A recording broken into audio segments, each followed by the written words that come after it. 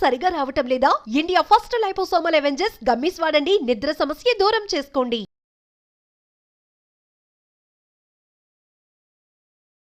Welcome to our channel. ఈ మధ్య కాలంలో చిన్న పెద్ద తేడా లేకుండా ప్రతి ఒక్కరిని వేధిస్తున్న సమస్య మోకాళ్ళ నొప్పుల ప్రాబ్లమ్. సో, ఈ మోకాళ్ళ నొప్పుల ప్రాబ్లమ్ వస్తుందంటే మనకు కాల్షియం ప్రాబ్లమ్ అని చెప్పేసి అనుకుంటాం. బట్ అది కాదు. సో, మన బాడీలో కొన్ని ఇంబాలెన్స్ ఏర్పడడం వల్ల యూరిక్ యాసిడ్ లెవెల్స్ పెరగడం వల్ల ఈ ప్రాబ్లమ్ వస్తుంది అని చెప్పేసి అంటున్నారు. BHMS homeo physician doctor Chaitan Raju garu. So, ఈ విషయాలన్నీ సార్ ద్వారానే తెలుసుకుందాం. నమస్తే సార్. నమస్తే సార్. సార్ ఈ మధ్య కాలంలో మనం చూస్తున్నాం సార్. చాలా తక్కువ ఏజ్‌లోనే అంటే 20+30 ఈ ఏజ్‌లోనే మోకాళ్ళ నొప్పుల ప్రాబ్లమ్ మనం చూస్తున్నాం. ఒకటి పెద్దవాళ్ళకంటే సో, ఏజ్ అయిపోయింది. ఏజ్ రిలేట్ బట్టి వచ్చేది. సో, ఈ మధ్య కాలంలో చిన్నవాళ్ళలో వస్తుంది కాబట్టి నేను ఇంతకుముందు మిమ్మల్ని అడిగినప్పుడు యూరిక్ యాసిడ్ లెవెల్స్ పెరగడం వల్ల అని చెప్పేసి అన్నారు. సో, ఎందుకు యూరిక్ యాసిడ్ లెవెల్ పెరుగుతున్నాయి? మన ఆహార పద్ధతులు మార్చుకోవడం వలన ఇలా జరుగుతుందా? మీకు ఫ్రెండ్స్ గ్రూప్ ఉంటది కదా! ఆ ఫ్రెండ్స్ గ్రూప్‌లో ఎవరో ఒకరు బయట తింటారు కదా! వారానికి 5, 6 సార్లు. వాళ్ళు బయట తింటే మాక్సిమం 6, 7 టైమ్స్ తింటే ఎక్కువ ఏం తింటారు? ఫ్రైడ్ రైస్, ఎక్కువ ఫ్రైడ్స్, చికెన్ బిర్యానీ ఇట్లా అవే తింటారు సార్. బిర్యానీలు తింటారు. బిర్యానీల్లో ఏముంటది? ఫుల్ ఫ్యాట్ ఉంటది. Okay sir. చికెన్ లేకపోతే మటన్ ఉంటది. అయితే వీళ్ళు ఎప్పుడైతే బయట ఎక్కువ తింటారు కదా! వాళ్ళు దేనికి ఎక్స్‌పోజ్ అవుతారంటే artificial flavour, artificial food colour, non veg. ఇప్పుడు మన తెలుగు రాష్ట్రాలు మొత్తం ఇండియాలో highest consumption of non veg అంటే మన తెలుగు రాష్ట్రాల్లోనే ఉంది. Okay sir. అయితే దాంట్లో స్పెషల్లీ మటన్. ఇప్పుడు బిర్యానీలు మటన్ కూడా చాలా మంది తింటారు. సో, రెడ్ మీట్ ఏదైతే ఉంటది కదా! దీంట్లో ప్యూరైన్స్ ఉంటాయి. ఓకే. చికెన్‌లో కూడా ఉంటాయి. ఏదైతే నాన్ వెజ్ ఫుడ్ ఉంటది దాంట్లో ప్యూరైన్‌లు అని ఉంటది ఒకటి. ఓకే. అది మన బాడీ ఎప్పుడైతే అబ్జార్బ్ చేసుకుంటది కదా! అప్పుడు మన బాడీలో యూరిక్ యాసిడ్ పెరగడం స్టార్ట్ అయితది. Okay sir. అందరు మీరు చెప్పేటట్టు ఏమనుకుంటారంటే, అరే మన బోన్‌లు వీక్ అయిపోయినాయి. మనకు దానివల్ల కాల్షియం లోపం నొప్పులొస్తున్నాయి. ఉందేమో అనుకుంటాం సార్. కాల్షియం లోపం ఉంది. దానివల్ల ఆర్థరైటిస్ అయితుంది అనుకుంటారు. కానీ ఏమైతదంటే ఎన్నో సార్లు ఆర్థరైటిస్‌లో కూడా చాలా రకాలున్నాయి. ఓకే. ఇప్పుడు ఆస్టియో ఆర్థరైటిస్ ఉంది.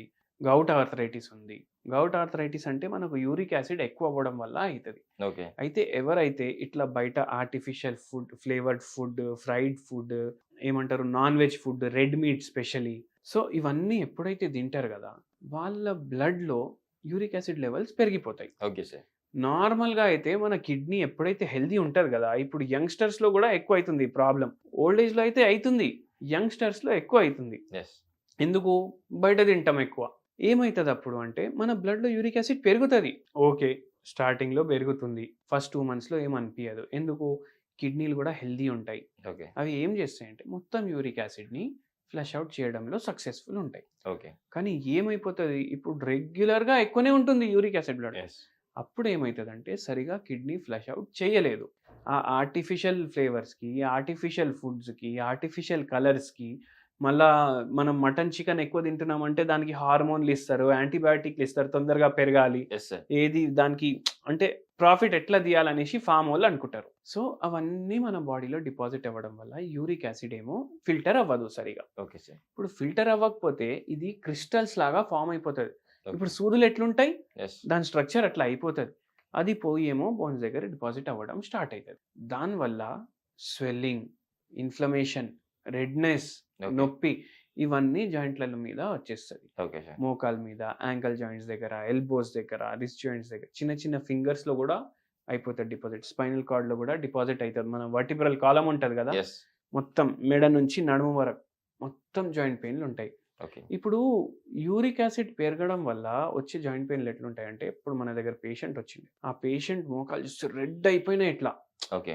అండ్ ఇట్లా టచ్ చేస్తే కూడా ఆయనకు అని అనిపిస్తుంది. పెయిన్. ఎందుకంటే సూదుల్లాగా స్ట్రక్చర్ ఉంటది దాని. Yes sir. లోపల నుంచి ఎవరో పొడిచినట్టు ఉంటది వాళ్ళకు. Okay sir. ఇప్పుడు పేషెంట్ వచ్చి చెప్తాడు మనకు, "ఎట్లా ఉంది డాక్టర్ నొప్పి" అంటే, "లోపల నుంచి ఎవరో సూది తీసుకొని పొడుస్తుండు నాకు." ఓకే. అట్లా అనిపిస్తది వాళ్ళకి. సో, అట్లా వాళ్ళ సింప్టమ్స్ ఉంటాయి. వాళ్ళకి నడవడానికి కూడా చాలా కష్టమైపోతది. సో, అటువంటి పేషెంట్స్ కూడా మన దగ్గర వస్తారు. Okay sir. అయితే ఇవి సింప్టమ్‌లు ఉంటాయి. అండ్ యంగ్‌స్టర్స్‌లో ఎందుకు కనిపిస్తున్నాయి నేను మీకు ఎక్స్‌ప్లెయిన్ చేసిన.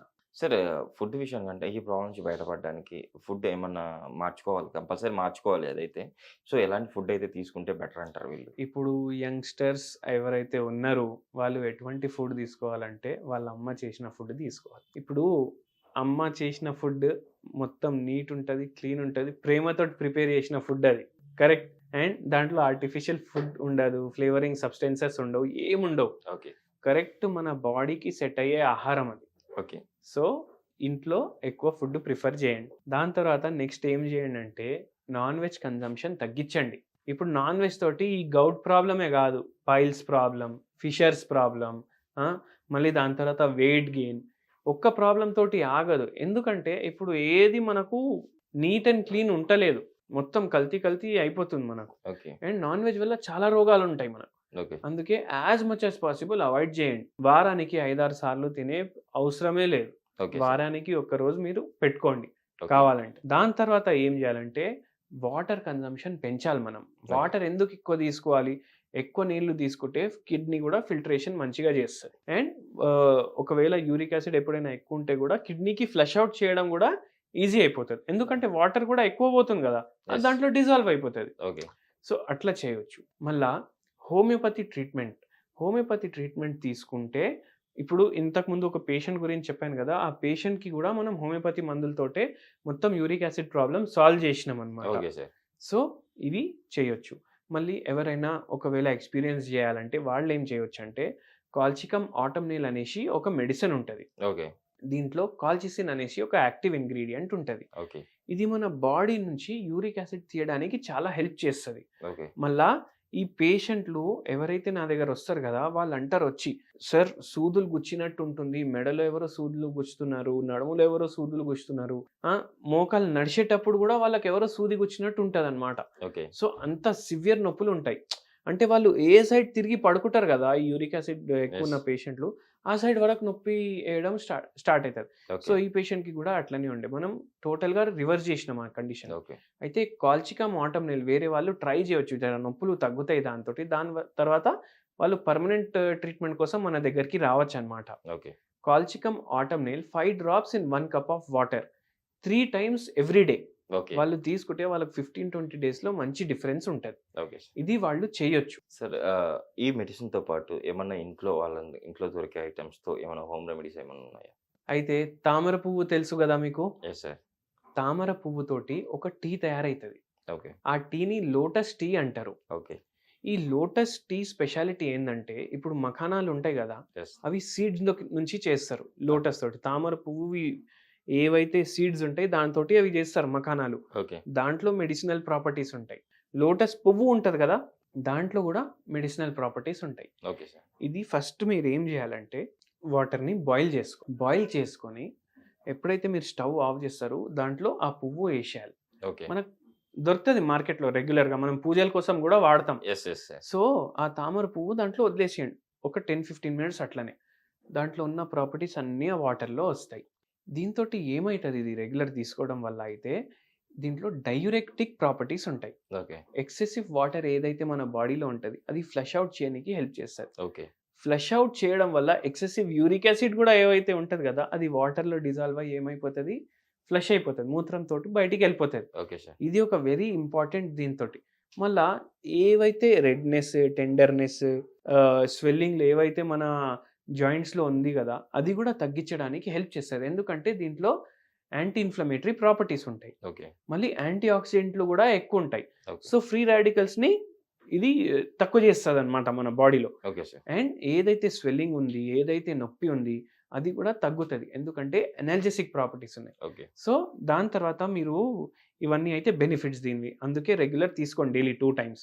ఎప్పుడైతే అది కొంచెం కూల్ అయిపోతుంది కదా, దాన్ని స్ట్రెయిన్ చేసుకోండి, ఫిల్టర్ చేసుకోండి ఆ వాటర్ని. Okay sir. డైలీ దాన్ని 2 times కన్జ్యూమ్ చేయండి. దీంతో ఈ బెనిఫిట్స్ కూడా చెప్పాను నేను. యెస్. ఇది ఫుడ్ తీసుకునే ముందే కన్జ్యూమ్ చేస్తే better. Okay sir. And water consumption పెంచాలి మీరు.